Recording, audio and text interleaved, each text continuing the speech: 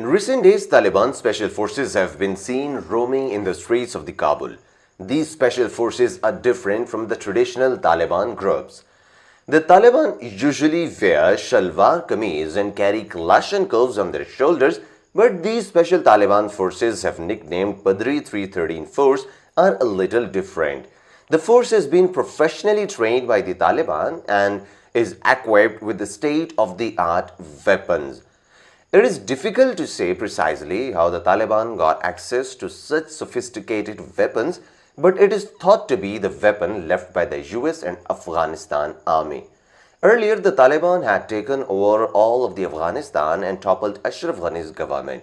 The Taliban have taken full control of the countries since the withdrawal of the United States and its allies from the land of Afghanistan.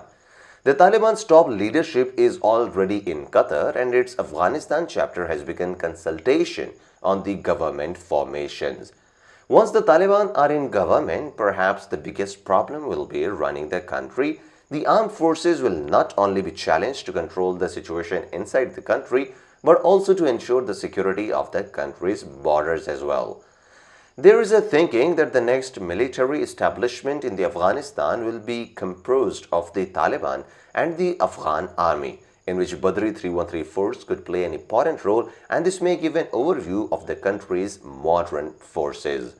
The Taliban in 2021 is very different from the Taliban in the 90s. Today's Taliban, along with the armed struggle, also use political tactics to achieve their particular goals in the region. Their recent military success is a testament to how much the Taliban have improved themselves, and the Taliban's rapid advance is also a reflection of their skill and organizational strength.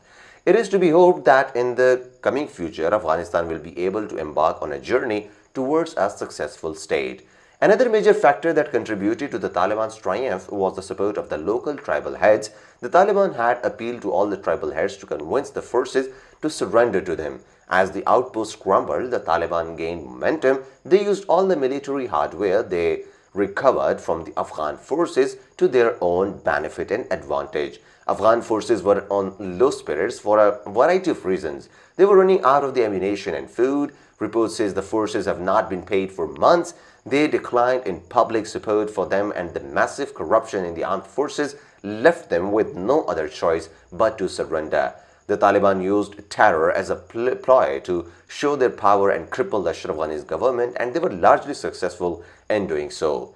Taliban insurgents banked on IEDs, eliminated Afghan pilots and government officials to loosen the authoritative and the administrative grip of the government as well. The Taliban's military victory in Afghanistan would mean that the group has gone from an outlawed organization to the political reality. It becomes evident that no more a proxy only fights on someone's behalf. That's it from today's video.